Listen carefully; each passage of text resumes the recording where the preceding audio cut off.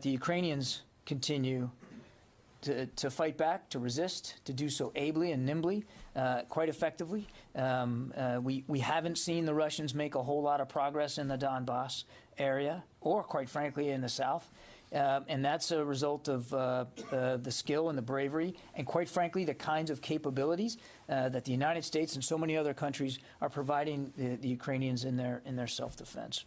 Because the Donbas is a region that the Russians and the Ukrainians have experienced fighting one another in, because the Russians are going to be concentrating now a lot of almost all of their remaining combat power in the Donbas in the south, and because the Ukrainians have clearly shown no interest in capitulating and not fighting for every inch of their territory, there is a distinct possibility that this could go on for quite some time. Our additional troop presence is in Europe because of the need to make sure that we can defend NATO territory.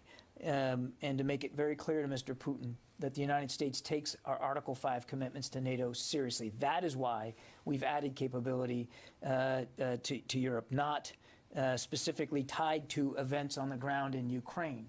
It's really tied more towards this changing security environment, the changed security environment in Europe because of Mr. Putin's invasion of Ukraine.